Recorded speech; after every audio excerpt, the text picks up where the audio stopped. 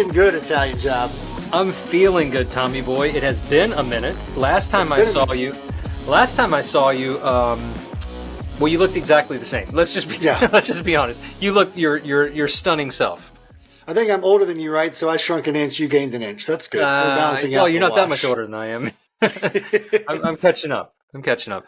And I'm excited to be back. We've had a lot of adventures since we've been away. There's some really fun things to talk about. Actually, today's topic at hand is dynamite, and I've been chomping at the bit to share it with not only you, but the guys across the nation. First things first, I want to give a tip of the cap to Lucky Charms, who is new to the nation's leadership development team, the LDP.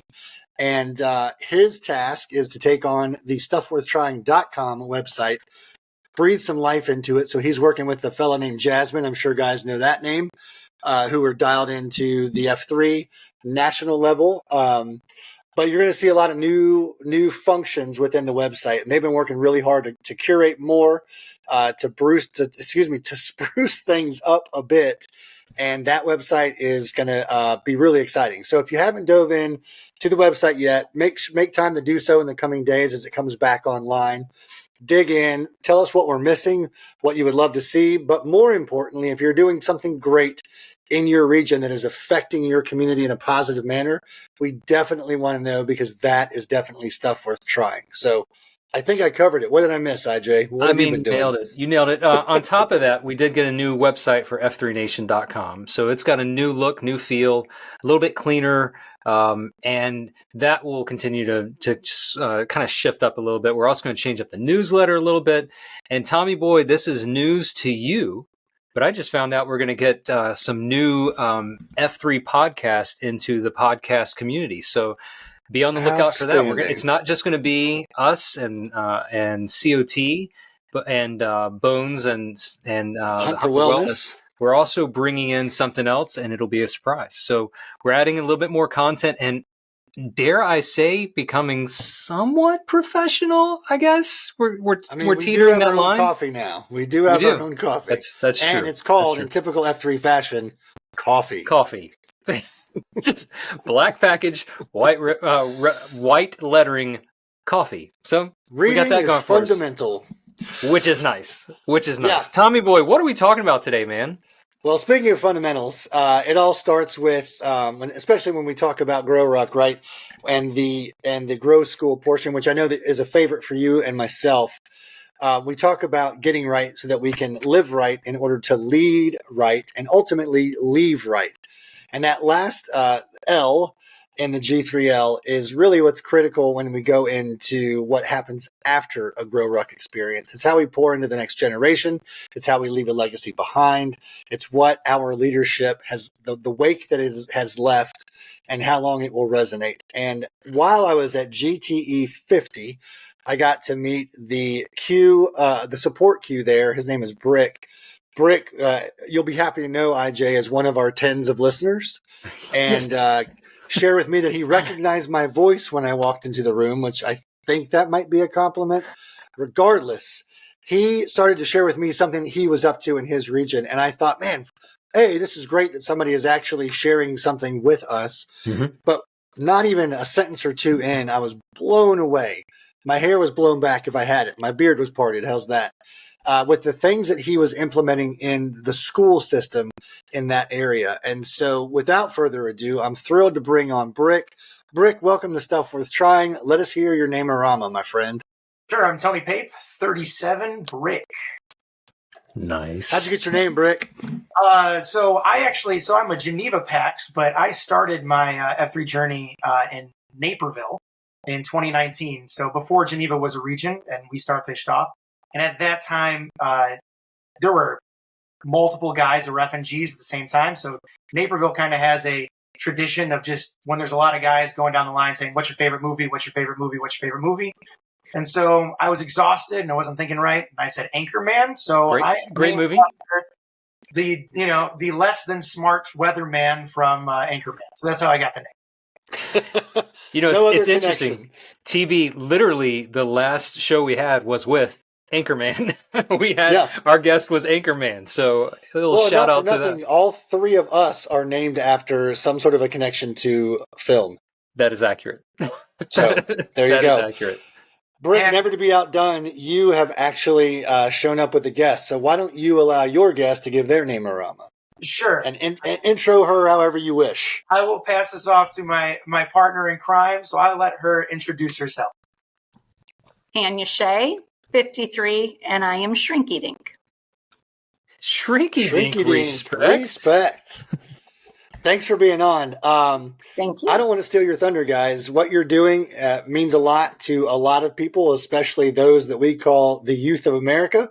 So whoever wishes to start, please do, and tell us a little bit about what you call FYL. Sure. So I'm gonna start by sharing my screen, but before we do that, Shrinky Dink, I want to give you a chance to explain why we call you Shrinky Dink. So how did you get the name? Well, I definitely did not name myself. I am 5'2", and I am the school psychologist at our school. So that's why I got Shrinky Dink from you. Yep, that's right. Given such lovingly, that's what I'm going to say. Given lovingly. Obviously. So before I share the screen really fast, I'm going to give a quick background. So 2019, I start F3. I'm an educator. I did teach elementary school general music. Next year, I'll be moving to the middle school. And for years, I actually had a great boss who saw that there was a problem with our elementary school boys. And so for a few years, I actually ran a boys reading event that she sponsored. And even though I was the music teacher, in elementary school, there's not a lot of men. And she's like, hey, could you get the boys excited about reading? And so we ran some boys events, and they were okay, and they worked out. But when I joined F3, I said, wow, a lot of the problems that F3 is solving for men are some of the problems that F3 can solve for young men as well. And so I said at that point, I'm going to create something for our boys in school. And I don't know if you know what happened the next school year, but everything ended and I wasn't able to implement anything at that point. Not only that, but the really supportive boss that I had that I knew was going to greenlight it left. And so in 2022, Tanya, is that right? Or was it 2021? Was it 2021 starting 2022, 2023 school year? Yeah. So we got a new boss, and I very nicely pulled her aside and said, hey, I got a great idea, but I need your approval. And that is how FYL kind of started. So FYL stands for Fit Young Learners. And I realized that we were going to mix what we do in F3 in terms of the workout, and we were going to attach that to literacy. And because coming out of a pandemic when kids weren't talking to each other, we were going to attach that to social emotional learning. And I thought to myself, listen, if I just show up as a crazy man making kids do burpees, I'm going to get fired quicker than to be success. So I reached out to my colleague Tanya, to Shrinky Dink, and I said, listen, by myself, I'm a crazy music teacher doing something that has nothing to do with his job. But with you, I have a professional who's going to take data, and we're going to see how these kids grow. So let me share my screen a little bit, and I'll give you what the spiel kind of looks like here. So while Brick is pulling up the screen, this is a good reminder for anybody who tunes in only to the audio portion, which we appreciate. There's also a YouTube version. So if you want to see the video and you want to see what Brick is sharing about Fit Young Learners, then check out the YouTube video and you can watch and see this. Otherwise, pay attention, learn along with us, maybe take some notes, preferably not while driving. Brick, back to you, man.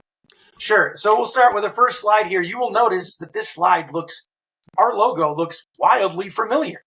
Some might even say it has similar font to a logo you might know. And similar, that was very similar. Let's be very clear.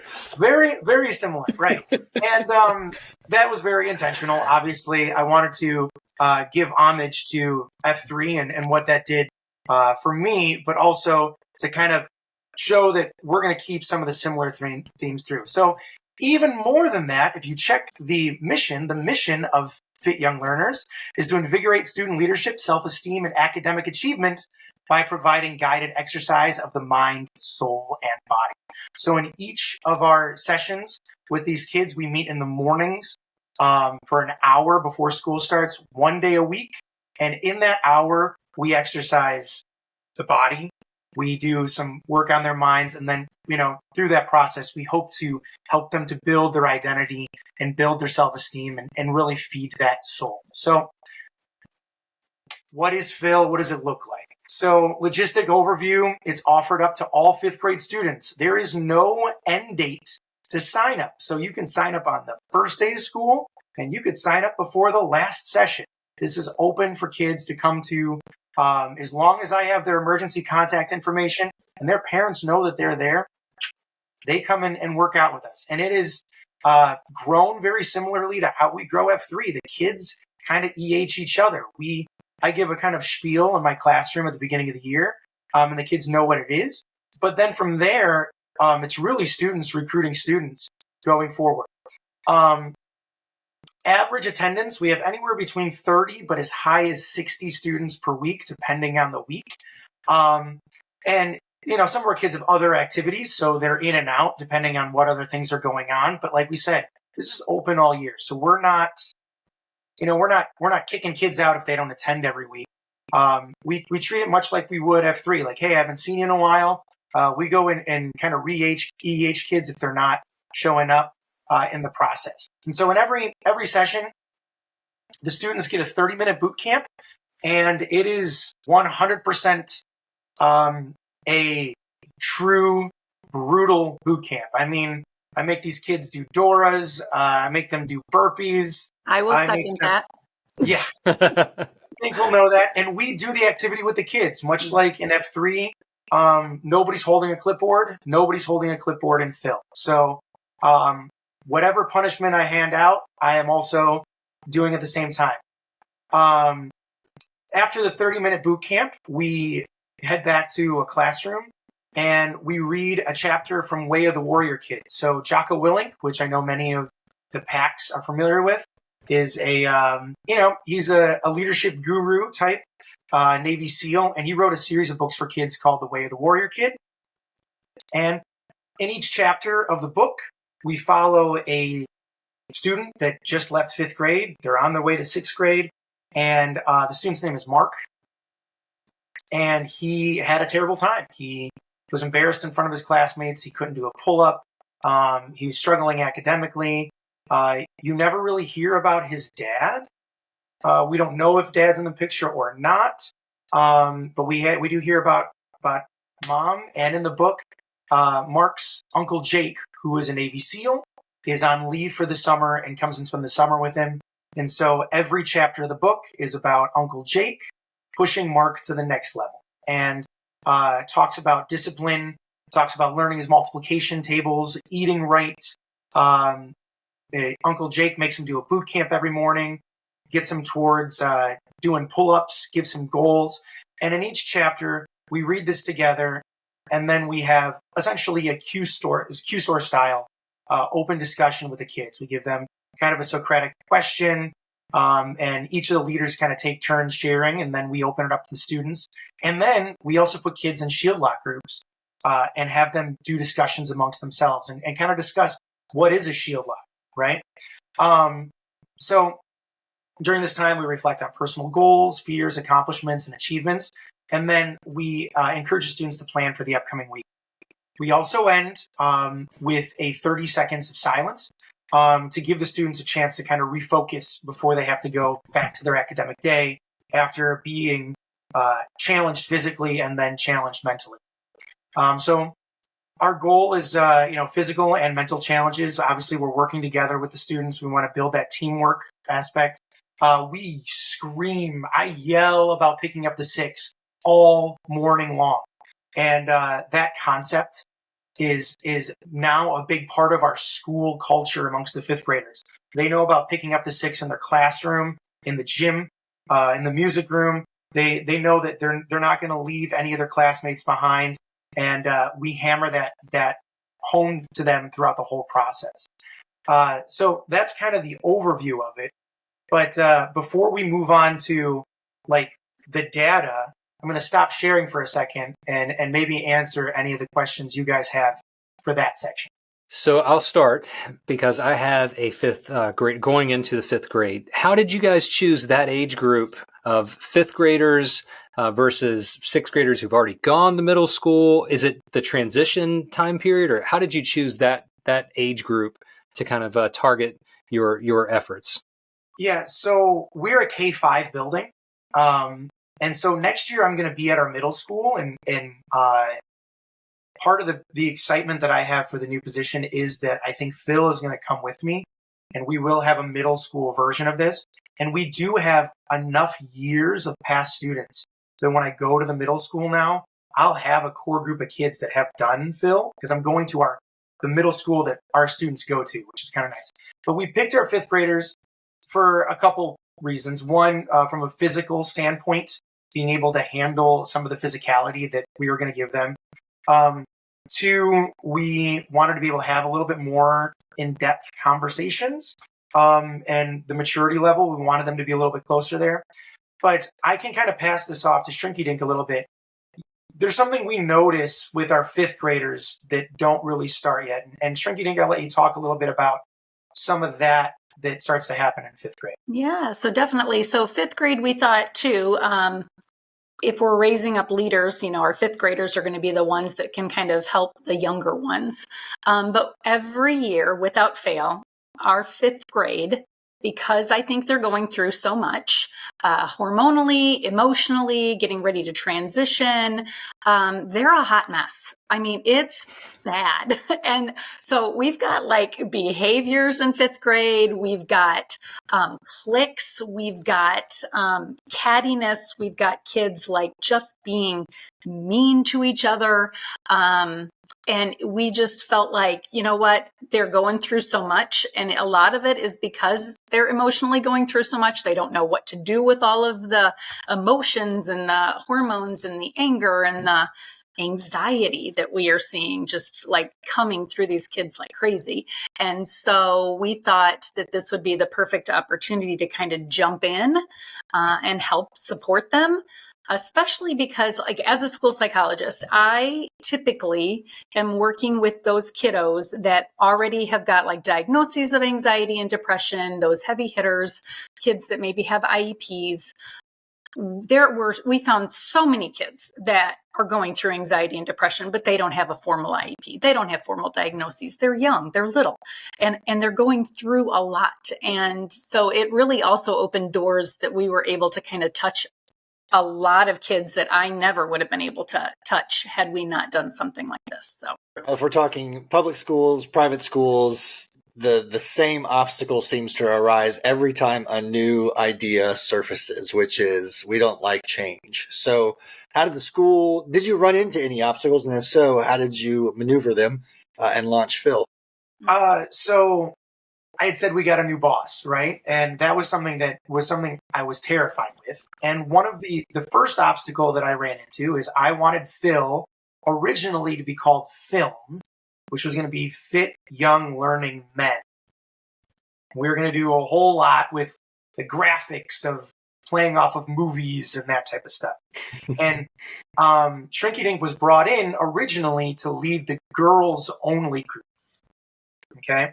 And so the first barrier we ran into was my new principal. Erin Rodriguez is an amazing school leader. She said, listen, this isn't going to sell if you do a boys only. Like, I'm not sure that I can swing that. Even if we're offering a girls alternative, can do that. So we dropped the M and we opened it up to everybody. So that was my first barrier, right? However, because I have an amazing boss whose son does jujitsu, she saw the benefit of giving kids hard physical work and the structure that was going to go with this. And so she went to bat for us pretty hard up in front and said, I think this is going to be dynamite. And let's get it going. And if there's questions, I got your back. And I think that for the PACs out there that want to do something like this, we have ran into some some not negative feedback, but maybe some anxiety from other school leaders that we've talked to that see this as kind of harsh, right? That see this as very difficult on the students and how we navigated that. And if your school leader, you need to make sure your school leader truly understands what's happening, because you may have a parent or a kid that goes, I can't believe you made my kid do burpees when it was slick and wet outside, right? And understanding that we are doing this as safely as possible. We have their safety in mind, but we're also teaching them all kinds of great coping skills and resilience by doing this, and having that school leader that can articulate that was very beneficial to us. So, and logistically, I think we had some challenges with the fact that it's nice that I don't have a classroom. Brick doesn't have a classroom. So it's been nice that then, because we have to then like run back and change clothes and like try and clean up so that we can like be halfway presentable and not stink the rest of the day. So that has helped, like, depending on the leaders, giving them that grace of, you know what, we might be like 10, 15 minutes out trying to get ourselves cleaned up. But yeah, I think Brick and I, it's been a nice balance in the sense that he's like, no, we're going to do this. We're going to do it hard. And I'm the mom protective one. So I will be like, no, Brick, we're not going to be running out when it's torrential downpouring because somebody's going to crack a tooth on a sidewalk, right? We're doing it inside.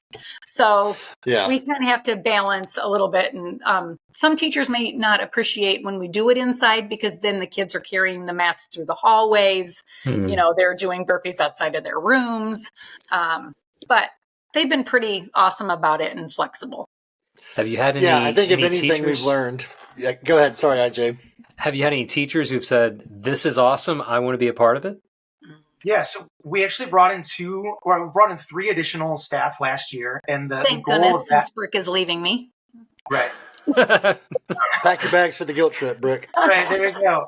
But the reason why we brought in the additional staff for 2 reasons. One, the group started getting really big, and when you have kids running around the property the way we were doing, because we were doing run clubs and stuff like that, you need to have coverage in all sight lines, right? We don't want our kids running around where no one can see them.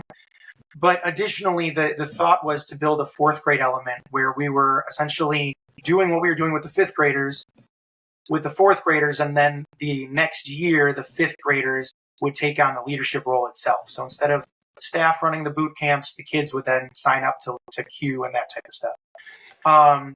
So we brought in staff that way, but we've had multiple staff members be like, can I just come work out with you guys? Absolutely. Awesome. Yeah, I don't want to keep dawdling because I know you got a lot to talk through, and I'm really interested about the data, but I love that there is some tension and the dignity of risk, right? Because that's how we learn best. Anybody who's been through a Grow Ruck experience knows that. Their first boot camp workout through F3 knows that. And I would also argue that one of the hardest things to navigate during COVID was parent involvement.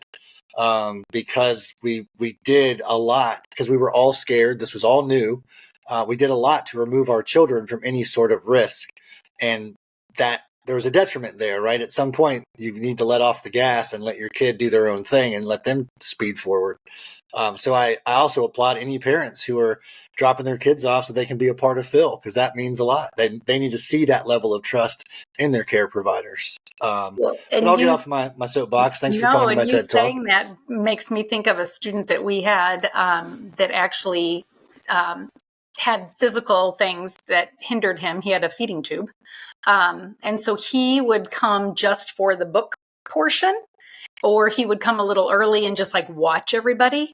But by the end, he was doing so much, like he wanted to do those heavy physical things, and he was doing it.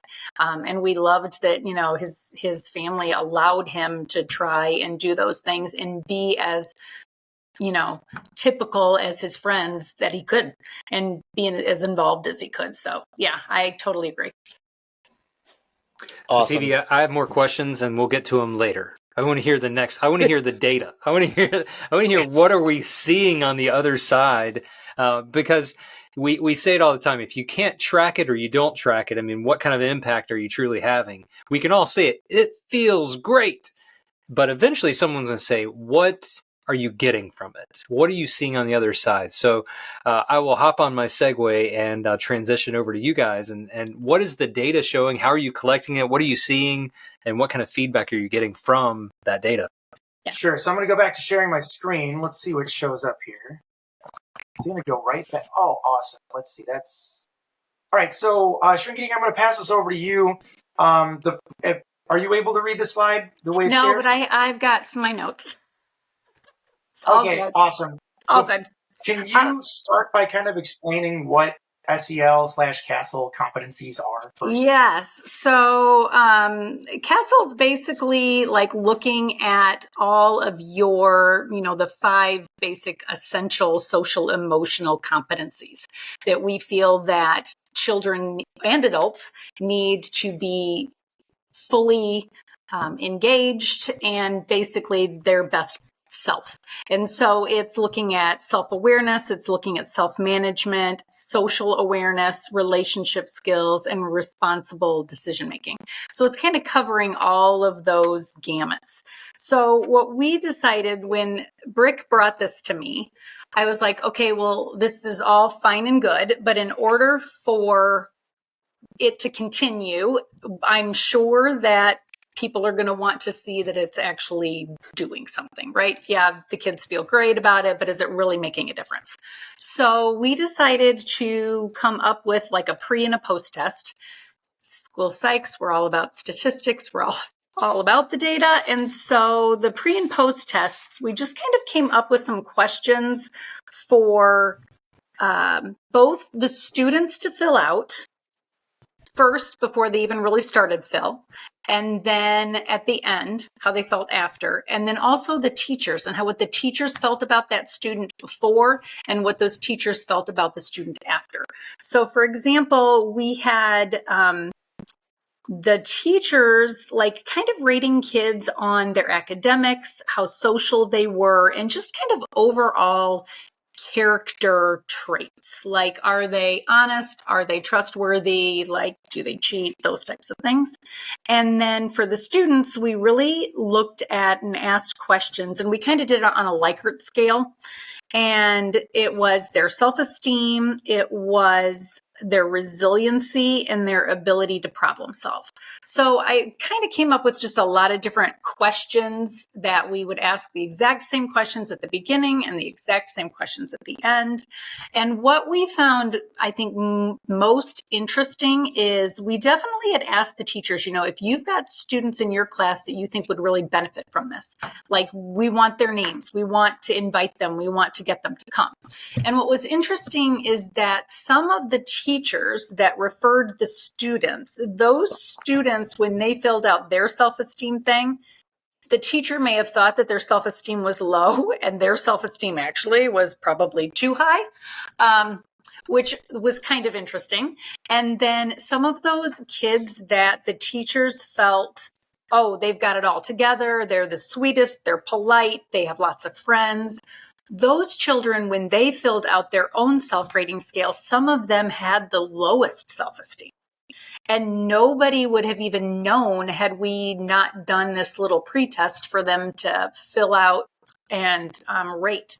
Because on the outside, they looked really, really good, but not necessarily how they were feeling. And so we then took the pre-tests and then we took the post-tests and we kind of figured out where the Likert scale was and made sure, and sure enough, our scores went up. Like our students definitely felt better about themselves by the end. And what was interesting is at the beginning, a lot of them were really wanting to get that physical, I want to get more in shape. I want to get more physically fit. And then we had 22% that actually wanted to build their self-confidence. But then at the end, when we then filled out, like the majority of them, their favorite part about Phil was that they really felt good about themselves. And so that's when we knew that we had really hit something good and that this is doing what it needs to do. We want to get more consistent with the data. Like I know, like last year, we forgot to get all those pre-tests collected and everything. So our data from last year is not there. But we have it all from the preliminary, so we know that what we're doing is making a difference. And the fact that the kids keep coming back and keep saying, how much this program has meant to them. And throughout the whole process, when we talk about a chapter, like Brick will read a chapter and then he'll turn and he'll say, Shrinky Dink, what'd you get out of that chapter? And it has been so neat because we've done it now 3 years. And I feel like every time we've done the book, every time, now we've read the book 3 times, every time we get something different out of every chapter. And we are very vulnerable with the kids.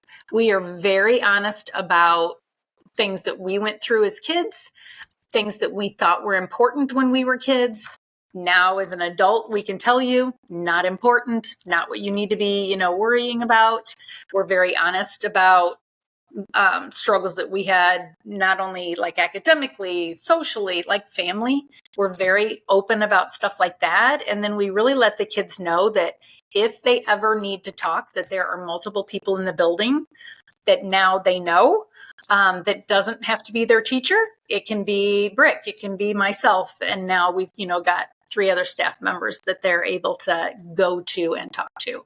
And they have sought us out. They have talked about some really heavy things that, nobody else probably would have any ideas going on in their life. So yeah, it has made a lot of difference for a lot of these kids. Hey, Brick, you had some of the stats pulled up. What were the biggest movers, like the biggest percentages of jumps from the pre to post scores? I saw some I saw one 57%, I believe. What were the big jumpers? So 53% of the students were rated higher for asking for help when they needed. So 63% of the students were rated higher by their teachers post assessments. The teachers saw a big jump. 47% of the students were rated higher for going out of their way to include kids. So that's that picking up the 6 that we teach. And 35% of the students rated higher for being confident. Now, these weren't all the same kids, right? So if you were the 35% that said that you were more confident, that didn't mean you were necessarily in the 47% that were more outgoing. So each group of kids grew somewhere, but they might have grown in different areas. Does that make sense? It does. Yeah. So there's some interesting stats in there too that we don't necessarily include when we're pitching this to schools because they always want to see growth in numbers. But there were some other numbers that made us really happy that schools may have been like, well, that's actually going backwards. And that's the amount of kids that rated themselves wildly high on the self-confidence, self-esteem thing that rated themselves more honestly afterwards. Yeah, we tried to weed out some of the narcissistic children. Right, exactly. And a lot of 5th grade boys have zero self-awareness. They just do. They have zero self-awareness. And so understanding that that they are not good at everything is actually growth. But it's hard to explain that to school administrators sometimes, saying like, you made the kids less self-confident? And you're like, well, if you put it that way, yes, but we made them more self-aware. Yeah. And that was a huge point of growth. Well, and Brick did a great job. Anytime that a student would be like the first one, he'd be like, yeah, that's great. We're real proud that you're the first one to finish this task, right? But now that just means you need to go back and go help so he was great about kind of helping bring down some of the ego. Yeah. Well, and here, one quick note. I love that you went from right around a quarter participation in the 5th graders to knocking on the door of 50% of the 5th graders participating. So hats off there. But as I'm hearing you talk about this data and the self-awareness and the increase in asking for help, those sorts of things are massive. And I can't help but compare a correlation to social media, and I'm using air quotes, the adults on there that don't have those things and are firing off these wild, just shooting off at the mouth as they finger bang their keyboard because somebody on the internet is wrong. And it's just what a travesty, right? Which ties right back into what we experienced during COVID. It's like when we get out of their way and commit to them to supply them with the tools that they need to operate, they really shine. And that's pretty awesome to see that in the data and reflect it in your work. I can't even imagine how that's going to translate into middle school. Brick, you mentioned that fifth grade boys aren't very self-aware. I think that goes on to be like the same for 25-year-old men. And the idea too that Shrinky Dink noticed the power of picking up the six in students as somebody who is not, does not breathe that every day in F3. And so there's a lot of great things in there, which just underlines how excited I was to have this conversation in the first place. Well, and I think for the girls, like that whole self-esteem piece, like, you're not defined by how you're doing academically, or you're not defined by, how great you are at some athletic thing, because a lot of times, especially girls, are so hard, and they're not looking at anybody else except to judge and then put themselves down, where this helps them to open their eyes, right, and see, oh, there's somebody else that might be behind me that needs some help, has been really huge. Have you guys gotten any feedback from parents at all who've I know they're not part of the post process of ratings, but have you had any parents who've reached out and said, I've seen a difference in my daughter or my son, they're more confident? Or have you heard any of that feedback from parents? Yeah, we've gotten some of that, but I think the best feedback we get from parents is when the kid says, my mom won't let me miss. Yes. Yeah. You know what I mean? Yeah. That is the best, because it's truly an optional club. There's nothing attached to this, they even have to buy their own t-shirt. They get nothing from us, right? There's no prize. It sounds super familiar. Yeah. Why did you come back? My wife made me because I'm a jerk when I'm not here. Right. Exactly. And so that's the greatest praise we can get. But yes, we hear from parents all the time that they see a difference in their child. I had a dad of I consider one of our athletes, our boys that really is getting after it. He said, the dad pulled me aside and he goes, hey, he's got all of these goals that he has been setting. And I've noticed that afterward, since he's been doing this, before he would show up and dominate and not care. But now I see him saying that he wants to hit all these markers. And so even our boys that are, they're the 12, they're out in front. They're learning about the power of goal setting, and they're learning about, truly being resilient in things that they find difficult. So, yeah, we've gotten great feedback that way. But like I said, the best compliment we get is when a kid goes, my mom makes me calm. Great, because your mom sees the value in this. That's great. That's huge. And I got to ask too, or else it would not be a good host. How many dads have you EH'd because of Phil? Believe it or not, so Phil so our school is solidly within the Naperville West region. So I am not a PAX there, right? Mm-hmm. So we've had a couple who have done F3 stuff, but in some levels, I do try to keep the F3-ness of myself separate from Phil, only because within the school system, we really don't want it to be, and the school system would not want an outside organization interjecting itself within the school. There's all kinds of legal issues that come in with that and that type of stuff. So there are men in the community that have done F3 that their kids do Phil, and there's overlap that way. But we don't, as much as I was a Nantan, right? I am F3. Within the school, the organization is Phil, and that's the organization. And that's kind of where we go with that because of some of those other issues. I will fully accept that answer. Sorry. So, TB, I know we could probably talk on for hours on the subject. What final questions do you have before we turn it over and let our guests kind of walk us to the finish line?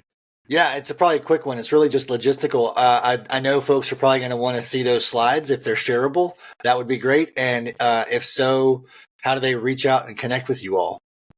Yeah, so I am on the national Slack. I am Brick and I think Geneva, because there's a ton of us nationwide. Yeah, I'll make sure I document it in the notes too, in the show notes. Yeah, so shoot me a message on Slack and I can get you everything that way. I essentially have a package for you, an overview that explains what it is. I have a workout outline along with discussion outlines. I have copies of all the assessments, all of that stuff. So if you want to start, Phil, start it, man. Start Fish Out and make it happen. And I will support you in any way possible. Shrinky Dink and I have been asked to talk at some national associations, as well as talk to some administrators around the country. If you want to tap us into a call and with your administrator, if you're a teacher, I don't mind doing this.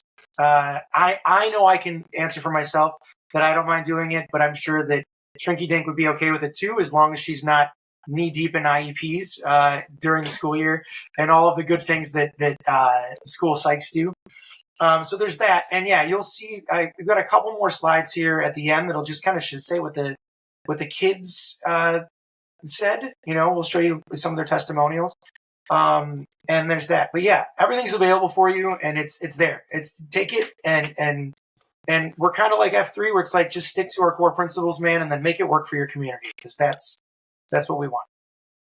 Awesome. Let's see some of those, some of the feedback from the kids who've participated. And again, for those who are maybe tuning in a little bit late or didn't catch it at the front, this is not a boys club or a girls club.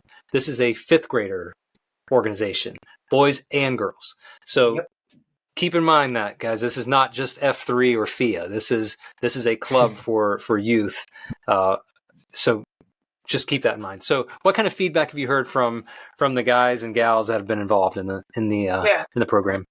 So we have a video from our first year, but they were reading off a paper while they're doing it. And I don't want you to watch a ransom video. It's really not. It's their own words, but fifth graders, get awkward when they're on screen. So we just kind of have them written up on the side here.